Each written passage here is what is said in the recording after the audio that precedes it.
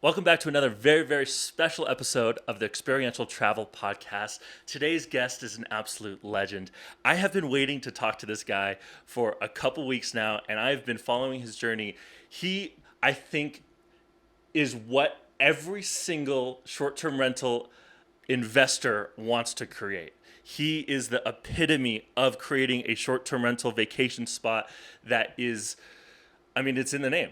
It's an oasis. He has created a hotel and vacation rental in Fredericksburg, Texas. It's 11 units. It's a mixture of treehouses and geodesic domes and shipping containers. They are legendary. You have seen his properties all over Instagram, all over Facebook. He has also created a resort in Palm Springs.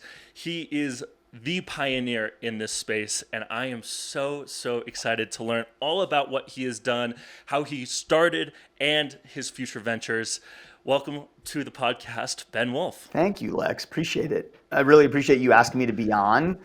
Experiential travel and hospitality is what I'm all about. So when I saw that you were doing a podcast on the topic, I'm happy to be involved. So thanks. Take a step back. In Experiential Travel podcast, the reason why we started this podcast was because I really do think what we're offering is not just a place to stay.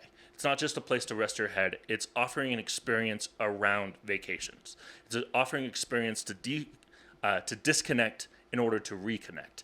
And that's our mission around what we're doing. And I think that you do that phenomenally. So I'm super excited to have you on this podcast. I really want to start off with how you started.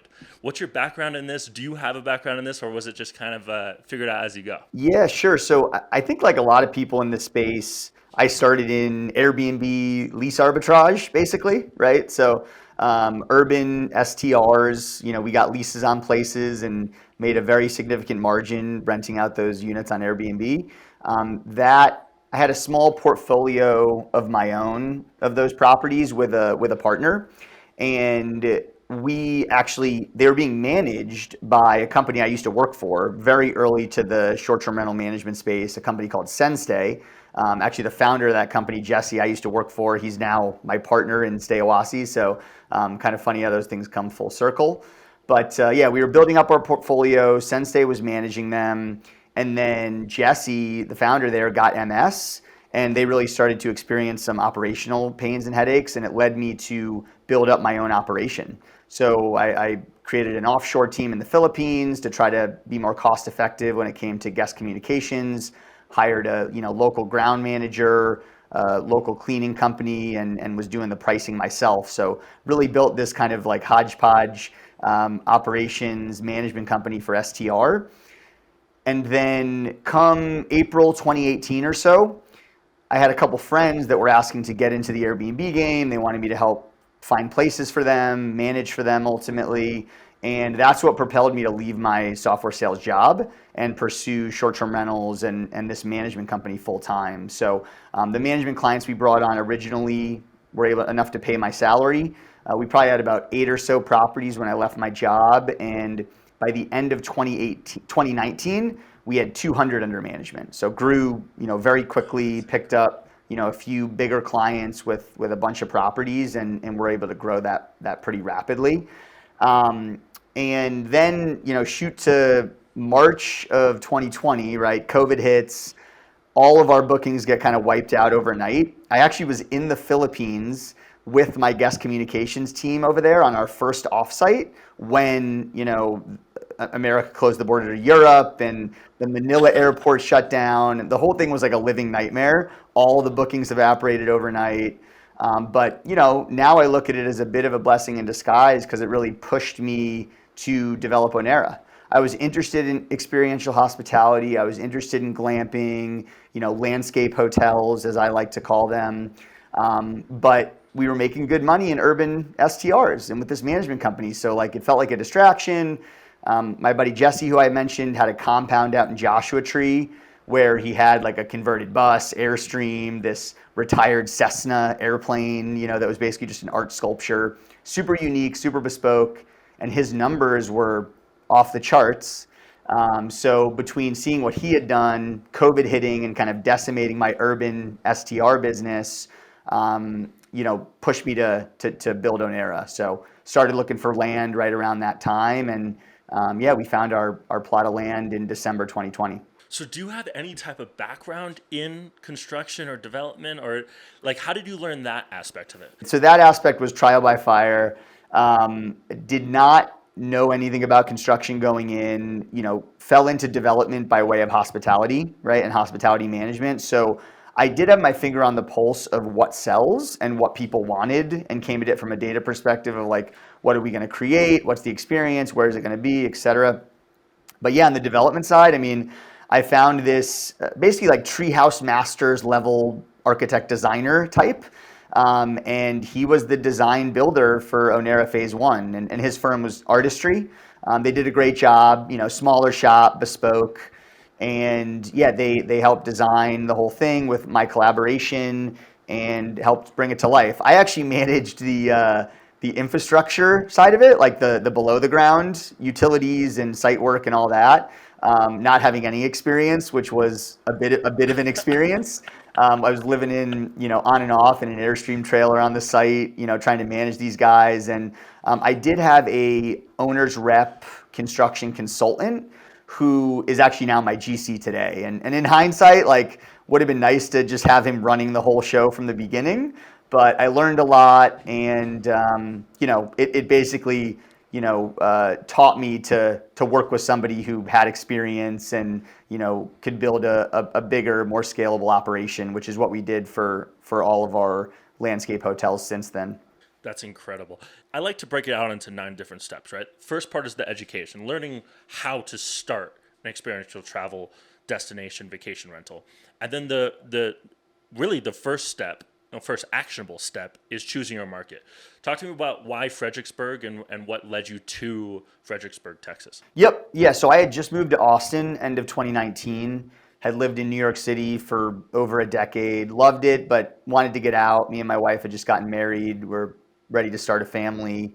Wanted a little more space, a little more, focus on the outdoors and warmer weather. So came to Austin. The economy was also booming, which made it attractive.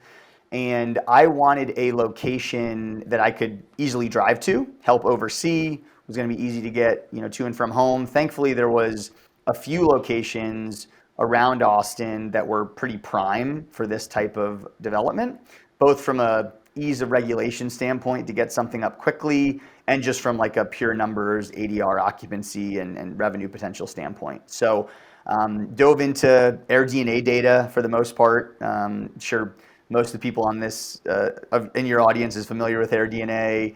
We, I use AirDNA, but I also always try to fact check those numbers, looking at the actual listings themselves and making sure it looks like everything jives when looking at the calendar. But when I dove into AirDNA, I identified, I think it was 3 markets initially, and Fredericksburg and Wimberley were at the top of the list. And the main thing I was looking for were markets that had couples units, so like a cabin, 1-bedroom studio, that were massively outperforming. So basically maximizing revenue per square foot, if you will, of the unit. And then the cherry on top was if there was a unit doing, or multiple doing $100,000, $120,000 a year in Texas Hill Country, right? Which it's not like the Pacific, California coastline or something like that. So if there was units doing that level of revenue and they weren't actually that cool and unique, I thought that I could take it a step further and even beat those numbers and be a top property in the market. So that's what led to Fredericksburg, what led to Wimberley. I just ended up finding the property in Fredericksburg first, and then Wimberley, which we're building now, I found about 6 months to a year later. That's incredible. There were so many great nuggets in there. I call it the 60-30-10 rule, finding a location that is 60 minutes from a big city, 30 minutes from a final destination, and 10 minutes from civilization. And that's what I think Fredericksburg is, and Wimberley as well. And I really like the part of being able to look at the data. I think that's a huge thing when analyzing markets, not only looking at the AirDNA data, but then also looking at the previous reservations. So looking at the reviews of an Airbnb listing and then looking at future reservations and then contrasting that to the competition in the market. What led you to go down the type of structures that you did? Was it always like, hey, I want to do tree houses, geodesic domes, and canvas structures? Or were you were you a numbers guy and went down, okay, these are the top performing on Airbnb, I'm going to do it that way? Hey, so if you're watching this video, you're probably interested in starting your own off-grid short-term rental. We have created a free masterclass on the 9 steps on how we started our off-grid short-term rental. It's all right here. It's a PDF version or video course. Guess what? It's completely for free. So go ahead, click the link below to download your free 9-step off-grid short-term rental masterclass. It's the blueprint that we use to do ours. And again, it's completely for free. Go ahead, download it. Our whole mission is to empower entrepreneurs to create more unique experiences so their guests can create more lifelong memories with their loved ones. I can tell you that hanging out with this kid with a bonfire in one of our units is my favorite pastime. So go ahead, click the link below to learn how to start your own off-grid short-term rental. All right, back to the video. So there was definitely an element of testing, and that's why we have so many different unit types at Onera Fredericksburg Phase 1. Wanted to try soft-sided, hard-sided, definitely wanted to try some treehouses, saw in the data how well that treehouses performed. And I mean, I like a treehouse myself, so there was probably some personal interest there also. But yeah, the soft-sided units, a lot of them actually were kits from a manufacturer in China, one in South Africa. I wouldn't recommend necessarily buying from Chinese manufacturers and suppliers in the future. I've had some experiences with those that I can share later. Yeah, they had multiple different kits. We picked the ones that we kind of thought were the coolest. There was one shaped like a cocoon that we used, one that was a double peak tent on the roof, but the whole exterior was basically, metal and glass. So very kind of modern looking, but still had the tent vibe, which was pretty cool. Geodesic dome, just because we'd seen those have success. And then on the treehouse and hard-sided unit side of things, had seen people have success with container homes, found a supplier for those, tried 2 of those, one bedroom, one 2-bedroom. And then finally, the custom bespoke treehouses were designed in collaboration with me, and Artistry was the architect designer on those. So Spyglass, they already had that one out of the box, and we just found the right spot for it on the site. And Monarch was more of a collaboration that was very unique and designed specifically for Onera. That's incredible. So part of the process of choosing your structures is making sure that it's zoned correctly and that you can permit these structures. Can we talk a little bit about the type of land that you bought and how it is zoned, and then what permitting process you had to go through to permit these structures? Yeah, sure, happy to. So one of the beauties of our location in general is that it's a mile from Main Street Fredericksburg, which is the main attraction in the area. I mean, you could walk, right? It's a couple-minute drive. You could walk if you wanted to. It's in what's called the ETJ, which I think stands for extraterritorial jurisdiction, which basically means that it borders the city limits. So because of that, we still pay City of Fredericksburg hotel tax instead of county tax, but we're not actually subject to any of the building requirements except for signage of the city, which is a kind of random small one that is still included. We still kept in touch with City of Fredericksburg. We did liaise with them for fire safety. So we did talk to the city fire marshal, and he kind of helped give us parameters of what we needed to do from a fire standpoint. And then the broader county, which is Gillespie County, is where we got our water well, commercial well permits, and OSSF, which is on-site sewer facility. So we needed those 2 permits, and then, like I said, fire safety, but that was pretty much it. So very simple. In Texas counties, I think all but 3 counties in Texas don't have zoning if you're outside the city. So there's no like saying you can or can't put a hotel or STR in a given location, which is great for getting something up and running very quickly, which is one of the reasons why we chose it. And it, we built Onera Fredericksburg in about 10 months. So from buying the land to opening our doors was about 11 and a half months, which is kind of unheard of, but largely because of the zoning ease and construction ease. But there's also the other side of that is it's easy for anyone else to spin up and build a project as well. So there's a lot of supply coming into town, which is part of why we went higher end and really tried to build a product that we felt would be sustainably differentiated for years to come. Love that. Now, Did you build all 11 sites at once before opening your doors, or was it done in phases? We had 9 when we started. So there's eight original units, and then we also had an Airstream was the ninth. We ended up swapping out the Airstream for another small container home unit and then adding 2 more container home units about a year after we opened. So that brought us from 9 to 11. And we're actually undergoing an expansion that we're starting in December or January that's going to add 23 keys and backed by the REIT that is our partner now, the public REIT.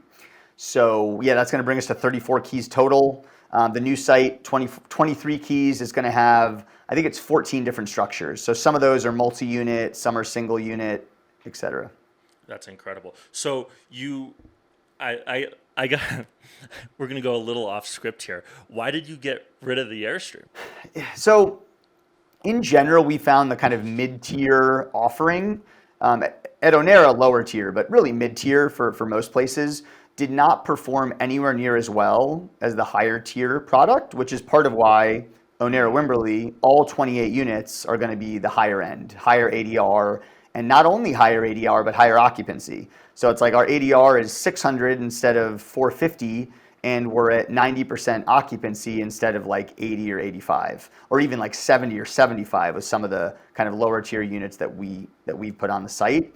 So that just has pushed me in that direction, and I think it really relates to what I talk about a lot, which is building a product that's truly one of one, truly unique. Because if you're truly one of one, and a guest sees you on, let's say, Instagram, and they see your product, they have to have it, right? This idea of like, I have to have it, I'm not going to price shop for something else, like I need this place because there's nothing that compares to it, which allows us to what I call override the comp set. So even if there's 300 places available in Fredericksburg, which is a lot for a small town, someone might still be paying 4 times the price of a run-of-the-mill cabin to stay at Onera because it's one of one. That's incredible. Alex Hermosi says that you need to sell because you don't know how to market, and you need to market because you don't know how to build a product. And I think Onera's product is seriously, I mean, it's exactly what you said. It's one of one. It's, again, quoting Alex Hermosi, it's one of zero. I mean, there is no one in this space that has the level of product that Onera does, and I think that really stands out, and it proves it with the ADR and the occupancy rate. Now, talk to me about Onera got up, it started running, it started being profitable. When from opening your Onera doors to the Palm Springs project was that timeline? Yeah, so I'm a little bit of a sicko, and I like to do things fast. My partner Jesse, laughs at me, but I do think one of the biggest predictors of success of CEOs and startup founders is this sense of urgency, and I definitely have a sense of urgency. So we were renovating. We bought the Spirit of Sophia Hotel before we actually opened Onera Fredericksburg. It was like in the same month, and we immediately started renovating that property. And that was open with, fully renovated, ready to go by the following July. If I could do it again, I probably would have shut it down, the hotel entirely, and renovated it and reopened it, because I think we quadrupled our revenue from what we were doing pre-reno, which is unbelievable. But we were trying to still make a few bucks while we were renovating, and it just extended that process. So again, if I could do it again, shut it down, knock out the reno in 90, maybe 120 days at most, and just start getting those massive revenues earlier on. That's incredible. Now, switching back to Onera, I want to kind of finish the 9-step process. Your utilities on Onera, you said that you're connected to well and that you have power, so you're fully on grid? We are fully on grid, and we're doing more at Onera Wimberley to be a little bit more self-sustaining and a little bit more, environmentally friendly beyond just, hey, we're providing these amazing units that are relatively minimal impact in terms of just land disturbance, right? There's a benefit of that. We're trying to go the extra mile in Wimberley. So one of our unit types is called the greenhouse. It's a new unit type we have there. And it's essentially a take on a container home, but not a container.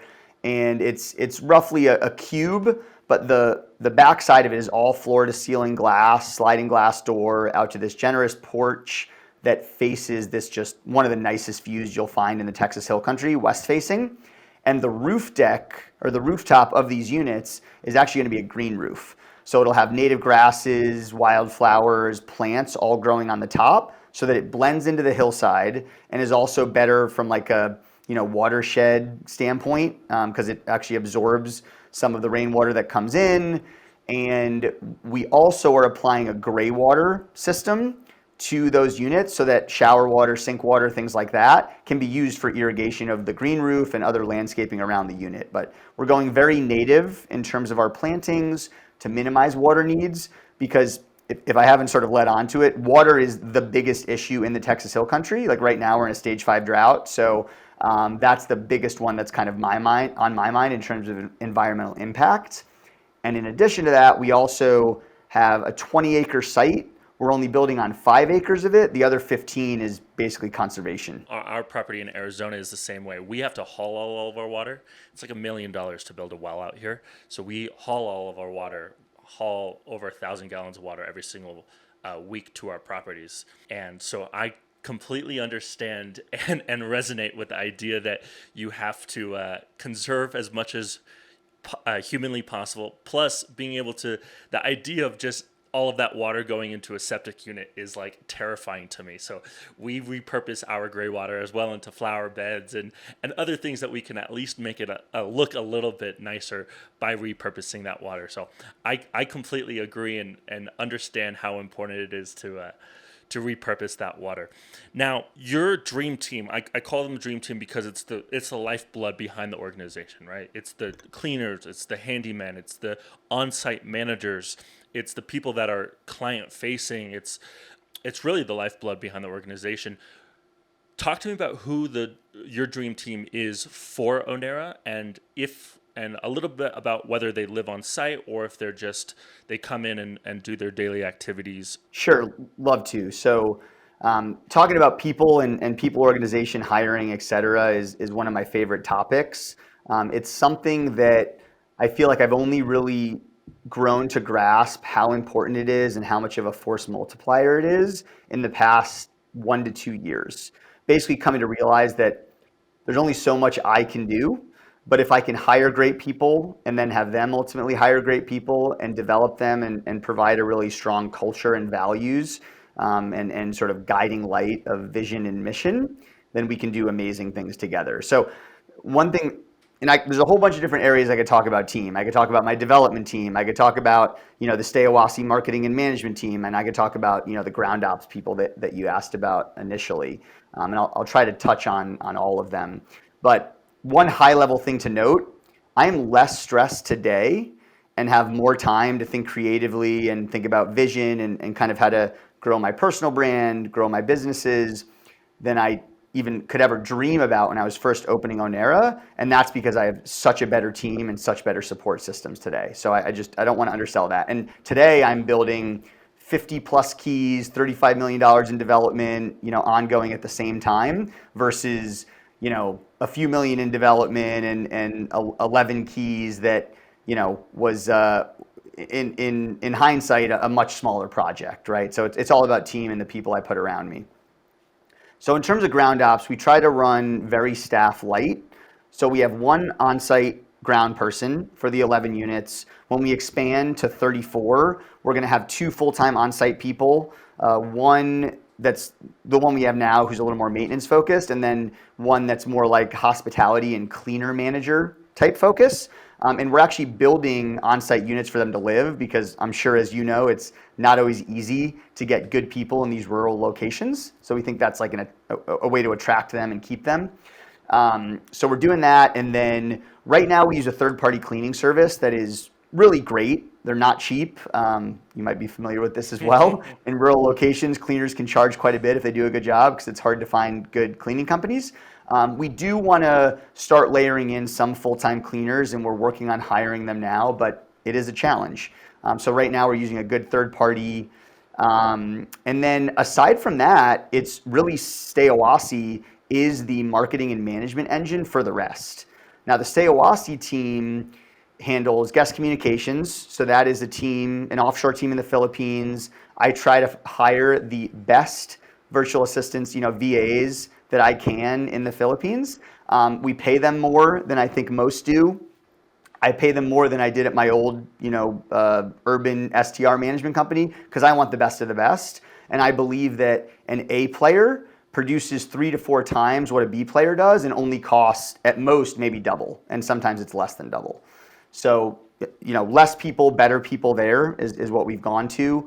Outside of guest communication experience, my partner, who I mentioned, he's by far the biggest owner besides me. Gave up a lot of equity to get him and pay him a handsome salary, relative to myself, because he's such a force multiplier, and I can give him full verticals, and I know that he's gonna 1,000x his value, like whatever I'm paying him. So he's runs revenue management, which includes pricing strategy.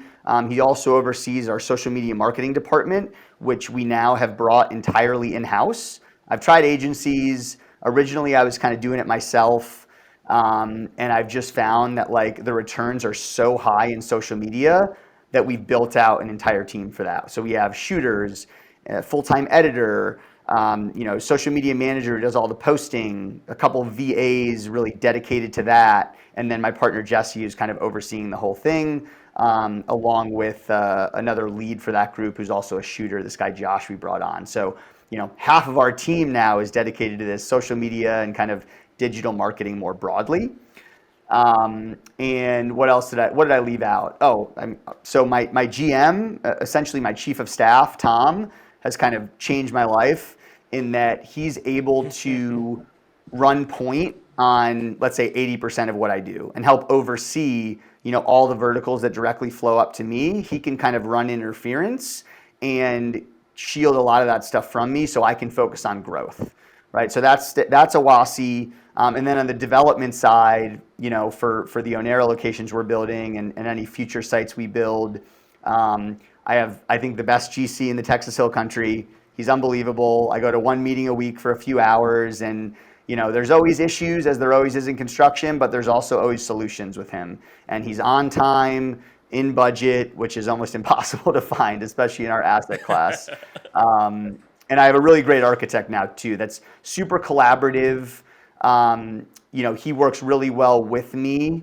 And with the GC, right? Making sure that stuff is feasible to build and cost effective and all the rest. So he's creative and great on that front, but also collaborative, which is sometimes hard to find in an architect. So I know that was a long-winded way, but there's a lot of people doing a lot of stuff that helps this engine go. So I don't want to leave anybody out. No, I love that. I want to get into Stay Awasi completely, but I want to finish with Onera first. The last two is booking channels and your automations. I know that Stay Awasi does a lot of your management, but I want to talk about booking channels. How are you getting your reservations?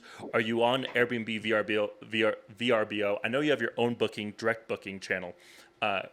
I kind of want to know all of the platforms that you're on, and then numbers-wise, which ones perform the best and what you really double down on. Yeah. So when we first opened, we were 100% Airbnb. And we were doing pretty well with that out the gate. I mean, we all know that, Airbnb only charges you 3%, but they charge the guest like 12 plus. So effectively on that total price, they're taking 15% or more. So I had an influencer reach out to me on Airbnb, an Instagram influencer who really wanted to showcase Onera Fredericksburg. And I was like kind of interested, but had a lot of other priorities. Finally relented and said, okay, let's give it a try. We got a direct booking website up and running using the property management software that we use on the hotel side, which is Cloudbeds. We might actually be shifting to HostAway, but we got a direct booking site with Cloudbeds. And she came out, she did a giveaway post, didn't charge us anything, and we did like $10,000 in bookings. Had her come out again, like a month later, she did another post on a new account she was pushing, did like another 10,000 in bookings. I think it was more than that. So all told, came out twice, did 25,000 in bookings, and we didn't even get charged. Now we've since had her come back and now we pay her because we understand the value. But that was kind of proof in the pudding for me and really led me to focus more on social media, more on direct bookings. Like I said, I was doing it myself in the beginning. When I got too busy, tried to hire an agency. And that mixed results, didn't go great, and ultimately decided we had to build this capability out in-house because it was just so immensely valuable. We went from 0 to 70% direct bookings in a year, and we're holding that pretty firm. We're trying to push that to 80, even 90%, and that's the goal right now. And so it's not only the savings on OTA fees of why I like direct bookings more, it's also that we're reaching what we call an aspirational guest, right? You're reaching a guest that is inspired to stay at Onera, that has an emotional connection to Onera. So there's a point where the price just doesn't matter, right? Like they're not on Airbnb price shopping and using that part of their brain that's like, oh, I want to get a deal. They're using the more like emotional response driven side of the brain that says, I have to stay here. If there's any way I can afford it, I'm going to pay. So that's how we kind of want to go after it.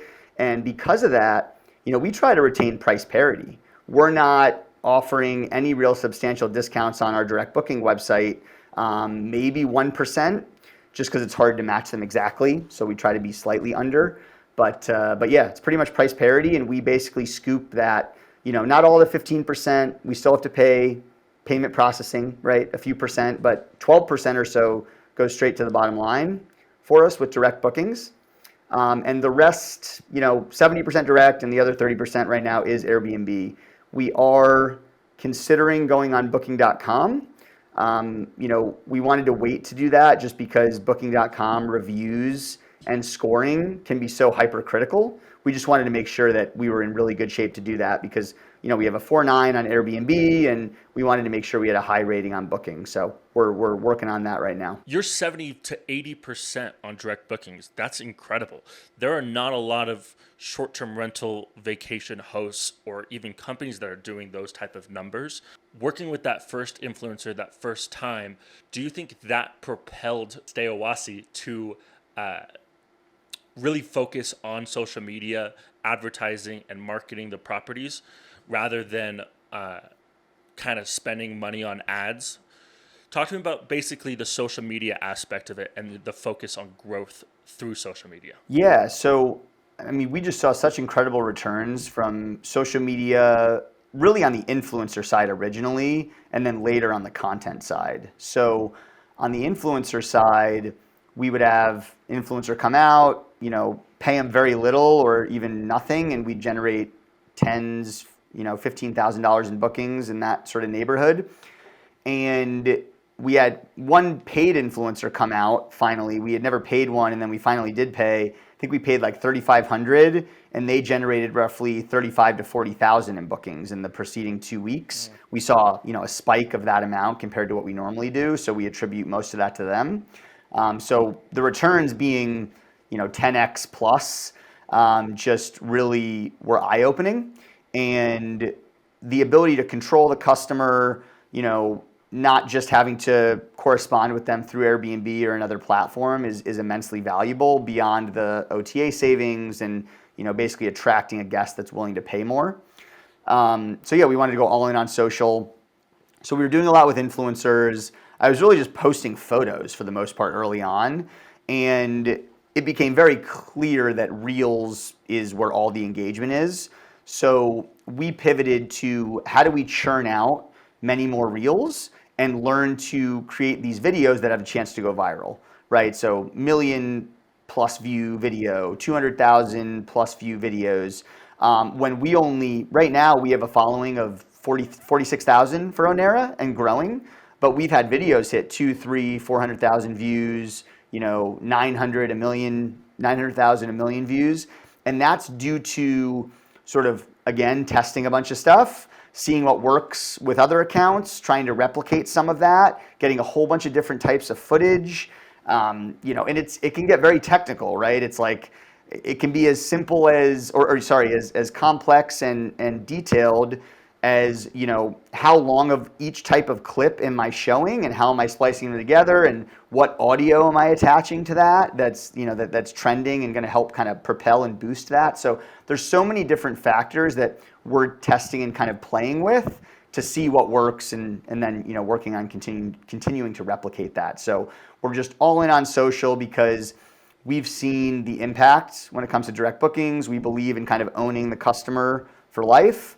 The aspirational buying of a direct booking guest through social and OTA savings. So there's just so many ways that we're making more or saving on costs. That's incredible. Are you spending money on ads? Are you doing any type of ad spend for direct bookings? So the only thing we consider ad spend right now is the cost of influencers, which is mostly free. Maybe it's the cost of a cleaner.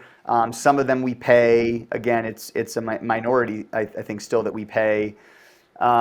We are starting to consider doing some more with ads, whether that's search ads or meta ads or whatever. I mean, we're starting to consider some of that, but we haven't actually done any of it to date. That's incredible. I mean, you are literally the definition of building a product so you don't have to market or sell. The product sells itself. And that emotional response that you get from guests saying, I need to stay there, I'm going to figure out how to get the money to do that is such an incredible thing that you have done with Fredericksburg, with Palm Springs, and now what's the new one that Wimberley's the one that's coming, yeah. Wimberley. It's going to blow people away. It's It's incredible. like you think Fredericksburg was cool. Wait till you see our Wimberley property, right? I love it. Now, I want to kind of pivot into Stay Owasso. Yeah. Stay Owasso does all of your is all of the management. First, are you still managing for those urban properties, or are you just managing for the properties that you own? So the Stay Owasso team is very specialized and focused on experiential hospitality assets. So landscape hotels, glamping resorts, boutique hotels, big retreat villa kind of buyouts, compound properties, stuff like that. My legacy company was more, mid-tier offering apartments, townhomes, single-family homes, things like that. That business does still run. I'm still an owner of it. I'm just not operationally involved. And that company and the group that manages it is Blink Hospitality, and that's a group that I started a number of years ago with my partner, John Cole. So then Stay Owasso has clients and different properties that are not the three that you own yourself. They generate their own revenue? Correct. And we're actively trying to grow that business. We think we have a ton of value to offer for folks that have a unique property, or want to build one. So in addition to the management and marketing, we also will do design and development consulting. And we'll do it for cash, but we even prefer to do it for cash that converts to equity, or just like a flat equity percentage, like a promote. And by bringing us and our team in, the dev team, like my GC architect, and then you get the whole Stay Owasso team as well, and myself, we can really drastically improve the likelihood of a massive success, right? From somebody that it's their first time, doesn't really know what they're doing. Like, I've made all the mistakes. I've made some good choices that we can repeat with somebody else. And we think we really understand the space as good or better than anyone out there. So we want to partner with other people that we think are winners in the space, that we can help them design this amazing product, and then ultimately, build it and manage it on the other end.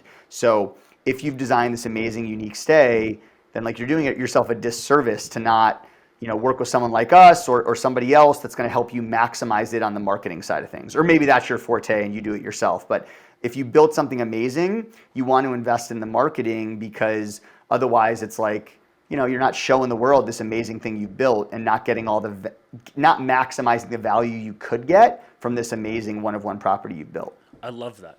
I love that. So you're running Stay Owasso. Are you still operational on Fredericksburg property? I know that you sold a majority stake of it. Talk to me a little bit about that sale, and then your continuing work process with that property. Yeah, of course. So, one of the main points of that deal was that we would retain the management contract, and we have a 5-year contract with options. And frankly, they wanted us to manage it because this REIT, typically is using managers of flagged hotels and limited service hotels like a Courtyard Marriott or a Hilton Garden Inn or something like that. And it's a very different property type to manage. And so, they want us to manage it as much as we want to keep running it. So we do have that in place. So Stayawasi is providing a lot of those services. My old company I mentioned, Blink, is also involved in some of the management, but Stayawasi is really focused on the marketing, revenue management, and I'm still very involved in that. My GM Tom is more involved in kind of the nitty gritty, but I'm still reporting to the REIT our numbers, right? Trying to push growth and all of that. And then, I'm also focused on the expansion of Onera Fredericksburg and the Wimberley property that we're building, so the development side. And to tell you a little more about how that deal with the REIT worked, we actually were talking to them before we even opened. Took a year to get the deal done, which is pretty, I don't think it's that atypical with a big public institutional investor like that. And we actually so we sold initially October 2022, and we just finished our earnout. So that's basically like our second tranche of payment based on performance in the end of July of this year. So that was kind of a load off my back to be able to, we actually maxed out the earnout. So we had income thresholds we had to hit, and we blew through those. So we maxed out the earnout, and all told, they valued Onera Fredericksburg at $7 million. And we retained a 10% ownership stake in it. So they paid us $6.3 million. We retained the management and 10% equity in the property. And just so I'm totally clear, my real estate fund is the owner of that 10%. So I raised a real estate fund that allowed me to put in the equity needed for Onera Fredericksburg and the equity needed for Onera Wimberley. That's incredible. Are you using that payout as your investment in Wimberley? So some of the money that we made on Fredericksburg, whether it was through just like cash flow in the first year or from the sale, we did reinvest some of that into Wimberley, which is how we've turned a $3.5 million fund into, about probably $35 million in real estate assets. How did you develop that fund? Talk to me a little bit about the origin of it and then how that kind of works. Yeah, so me and my partner in Blink that I mentioned, John Cole, we raised this real estate fund together for alternative hospitality. Originally, we thought we were going to do some lease arbitrage, that sort of thing as well. Just came to find out that more of the development and these landscape hotels and like renovating Spirit of Sophia, which is also part of the fund, there was a lot of, other benefits for the fund in going that route instead of doing lease arbitrage, and the margins for lease arbitrage started to get shrunk. So we really focused on development, and me and John raised, friends and family, had a couple family offices come in, a bunch of our friends and people we know that wrote checks anywhere from $75K to, $300K, and then a couple family offices that came in for, $500,000 or so each to get us to that $3.5 million. We started small. We wanted to raise 10, but when we had raised 3.5, we already knew where we wanted to deploy it, and so we just closed the fund then and deployed it, and we've picked some winners. So we haven't.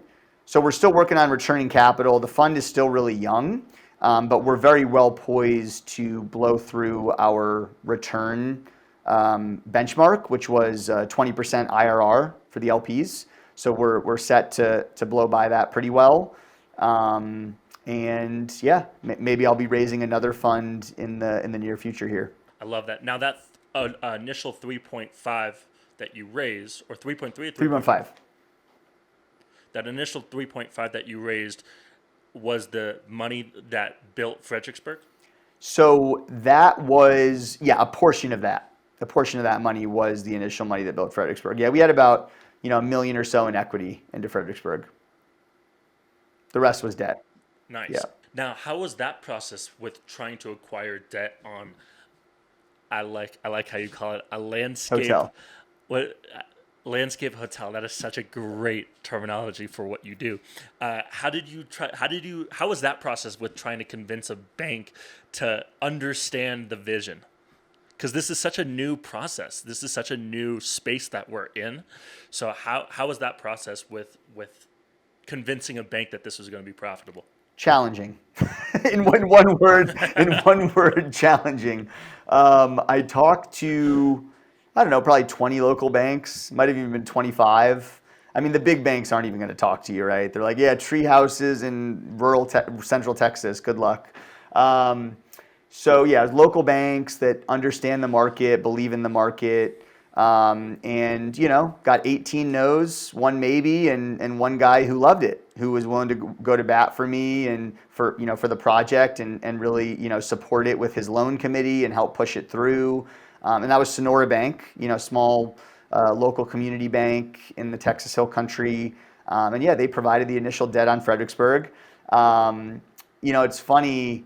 I actually have more trouble getting debt today than I did when we first built Onera Fredericksburg with basically no track record, just because like the debt financing markets are so challenging today with where the rates are and the burden placed on borrowers in order to get approved and the collateral they want. I mean, it's just really tough right now, which I think is leading a lot of people more towards just doing stuff straight equity.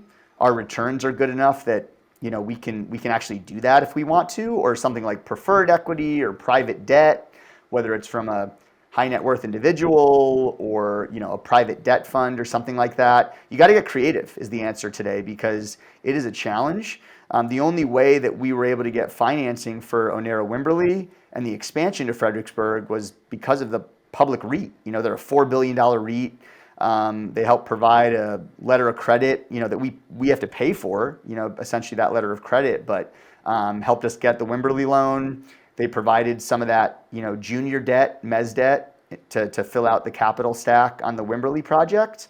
And Fredericksburg, we're just doing all equity because the REIT, is able to do that. We only have to come in with 10% for our side, so we're able to do that. But yeah, it's a challenge. I think there's a lot of creative strategies though. You can go with debt brokers, like I said, private debt.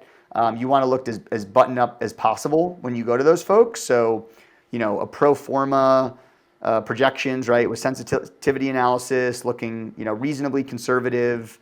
A detailed budget that shows that you understand construction. Renderings if possible, maybe even a rough site plan. A one pager on the market and why it all makes sense. Anything that on your track record you can speak to. I mean, you want this whole underwriting package that is going to put you in the best position to succeed. So Stay Awasi on our design and development side, like we help owners and new developers with that process, right? In terms of like the bank outreach and putting together that package and all the rest to kind of help shepherd them through that financing process, which can be so challenging and daunting. I know that personally, coming from I've never been W-2. I was W-2 for like 11 months my entire life, but I've always been 1099, and so being in 1099, getting loans just in general is so difficult. So I understand from that financing part. We grew the same way you did.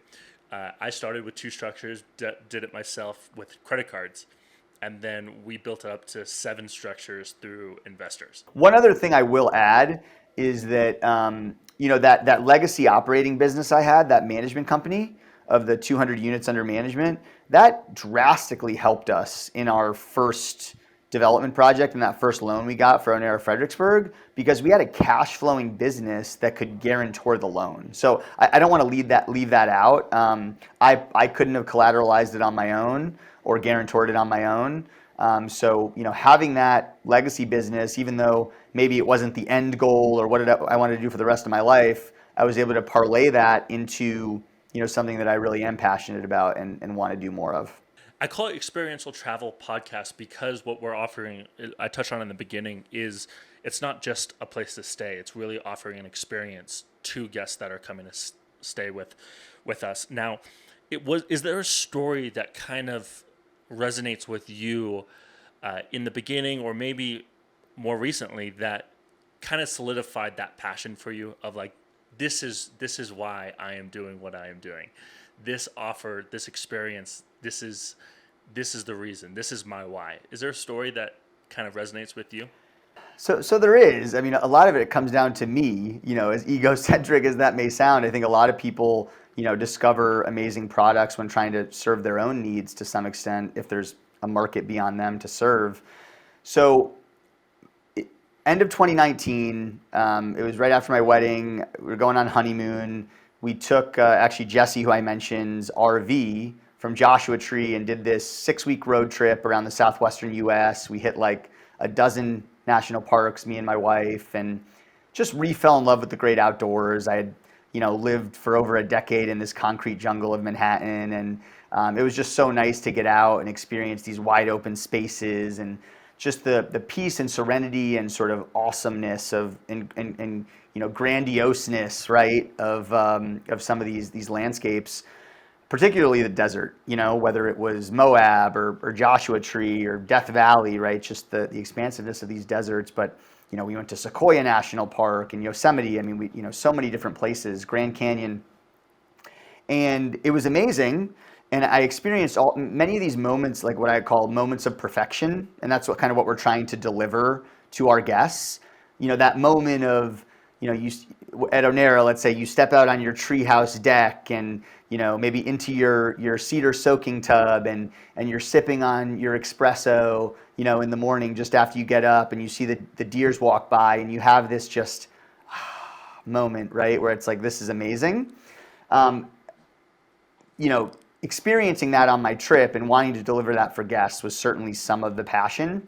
Now, I will say with RV life, there's a lot of annoyances that come with RV life, right? There is just so many different things, from maintenance issues. I mean, you're essentially a car pulling a house, constantly going through an earthquake, right, is how I like to describe it. So there's going to be issues. We had to call mobile mechanics. We had to drive for 4 hours to a dealership to get something fixed because the local shop couldn't fix it, and just on and on and on. So thinking about, how do I remove that friction but still provide that moment of perfection, that that experience that accentuates nature and allows me to reconnect with it, reconnect with myself, reconnect with my loved one. And that's what led to Onera. Like, I want to create a frictionless experience with all the amenities of home and then some, but still being able to experience the great outdoors, and in this like amazing, unique, inspiring structure. So it all kind of culminated in that. And then there was a market piece to it too, right? Like, when you look at Under Canvas, AutoCamp, like some of these other bigger players in the space before Onera, they were at this like mid-market. There was still a little bit of an element of roughing it, right? Like, Under Canvas doesn't have AC or heat, right? And AutoCamp is like pretty small, and some of those sites kind of just look like trailer parks, right? So we wanted to provide something that was elevated, and we knew there was this untapped part of the market that was willing to pay more, but there was nothing available to them. It was like, AutoCamp or Under Canvas for $300 to maybe $500 a night, which still pretty considerable just based on location and all the rest.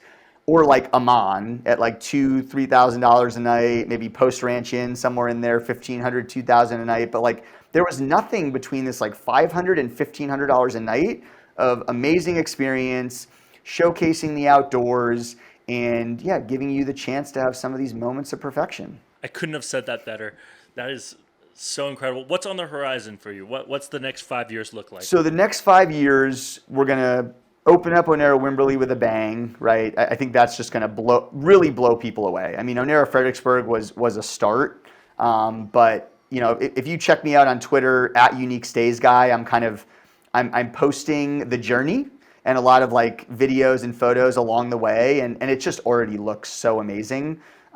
Shelby Church actually did an interview with me, and she posted some sneak peeks at Wimberley as well. I just think it's going to blow people away. So really knocking that out of the park, making sure that goes off an amazing success, finishing the Onera Fredericksburg expansion, which is set to open in early 25.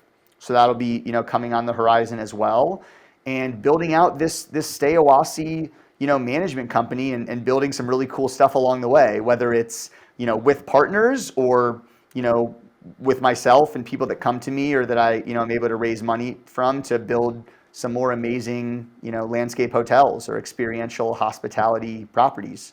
So yeah, Stayawasi Management. We want to have thousands of doors under management, be the experiential outdoor hospitality marketing and management company that people think of, and build this portfolio with other winners of amazing product that we can also manage.